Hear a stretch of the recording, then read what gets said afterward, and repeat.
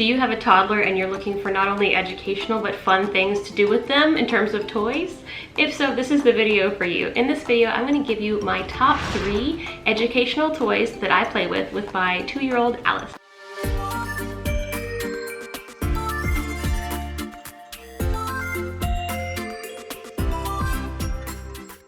If you're new here, hello and welcome. My name is Jenny, certified teacher, doctoral student, and mom to 2 girls, Alice, who is my 2-year-old, and Mina, who is my 1-year-old. And in this video, I'm actually going to cover all the different things that I've been using with my daughter Alice to not only support her communication goals and also her problem-solving skills. All 3 of the toys I'm going to show you are very affordable, and I'll put the links down below. We use them all the time, and they're kind of like open-ended toys that have a lot of different uses for them. So without further ado, let me go ahead and show you the first one. The first toy that I'm going to show you is actually this one right here, and there are several different iterations of this toy. This toy is basically a form of a peg set. It comes with these individual little pegs like this and these foam pieces. This one is numbers, but they actually have some that are pictures or colors. There's all sorts of different ones. So with this, the child will actually fit the puzzle pieces together if you want them to do that piece, and then they also can fit the pegs into the holes. It is an excellent fine motor practice, but also what you're going to see in the video in just a second with Alice playing with it, she's also practicing counting skills. This one is fabulous for not only using counting skills, but also fine motor practice at the same time. Where is the 2? 2. Good job! Let's put some pegs in the 2. Can you get 2 green pegs from the bag? Can you find 2 green pegs, Alice? 1. Good job! 1 more green peg. Push! You gotta push! Push, push, push, push! You got it? So as you can see in the video, I'm actually using a couple of different skills while I'm playing with Alice with this particular toy. I'm asking her to pick the pegs out by color. I'm also asking her to count the number of pegs that she's placing in there. And finally, I'm asking her to place the pegs in there in the first place. It's actually not as easy as you would think, so the fact that she's able to get it mostly in there is pretty impressive. Let's count the red pegs. Can you count them for me?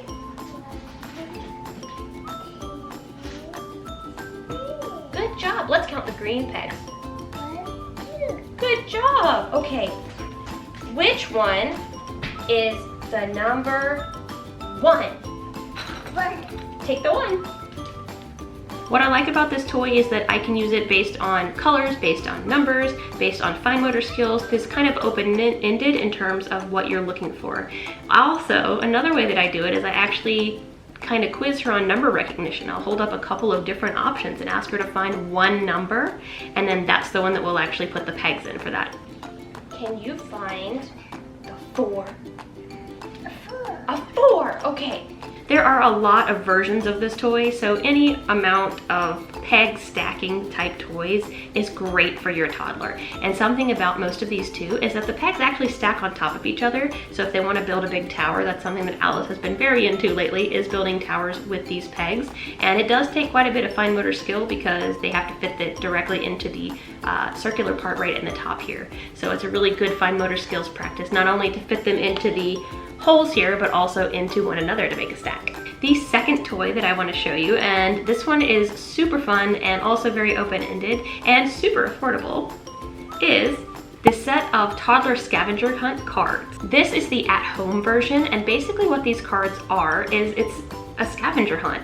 All the different cards say something like, can you find something pink? Can you find something blue? And you're asking the toddler to find that thing. Not only does it develop their receptive language of understanding the words you're asking, but they have the fun of actually going and finding that thing. And you'd be impressed with how many of these your child knows without you even necessarily teaching them the word. Can you find something green? What's green? And can you bring it to me? Can I have something green?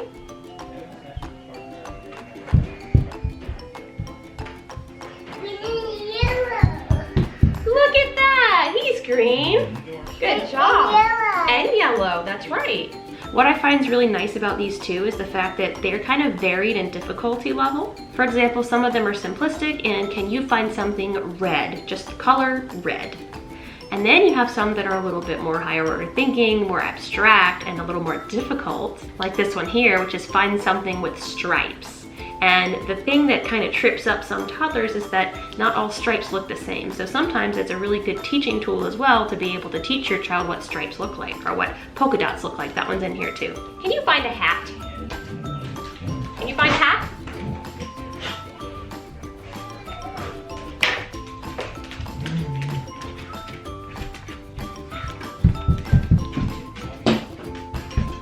That bear is wearing a hat. You did, you found a hat. Something else I like about this is that it has textures as well. This one is something scratchy. There's also one about something soft.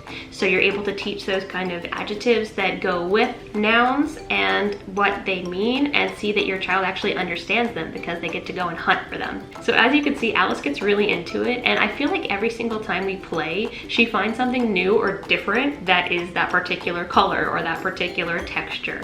Sometimes too, she's particularly lazy, like the clip you're about to see, and she finds the closest thing possible that is the color I ask for. Can you find something yellow?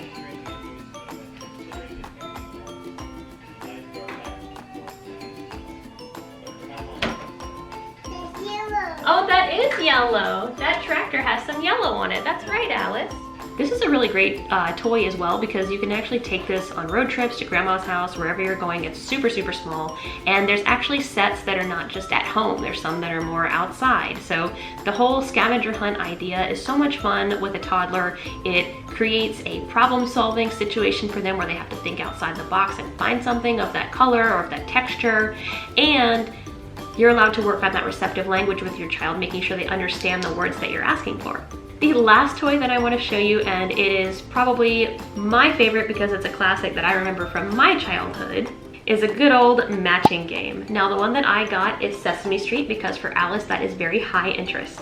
And I want to remind you too that since it's 3+, when you play a matching game, you don't have to play by the classical rules if your child is not ready for that yet. Alice is not ready for flipping them over one at a time and then turning them back face down, and that's okay. So what we wind up doing is playing a version that is accessible for her that makes her excited. So what I do is I wind up setting them face down on the table or on the floor. I let her turn over 2, and I leave them face up. And then I have her make matches. So the whole goal of when I'm playing it with her is to celebrate her understanding what a pair or a match is.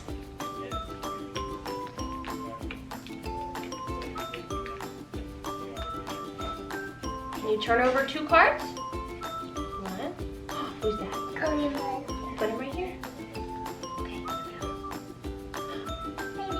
Baby Baby David. Put him right there. Can you turn over 2 more? Little baby baby. Yeah, you found a match. You found a? 2 zombies. You found 2 Slimies and 2 Snuffies. Snuffies. You found a match of Snuffies. That's still a problem-solving skill if she can find the pair of the 2 different pictures. You can also flip it and give your child 1 card and say, can you find the match to Big Bird?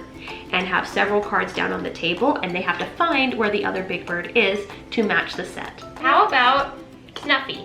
Can you find the other Snuffy? You made a match. So this one's good for developing language skills and also problem solving, and since matching cards come in every different interest on planet Earth, there should be something that interests your child that you can use for a matching game. Something else I like about matching games is that they age very well, and you're able to, have them grow into playing the true matching game once they're a little bit older. Mama. You do it. You do it, Mama. You do it, Alice. I need help. You don't need help. Okay, here. Can you find the other Slimy? Where's the other Slimy?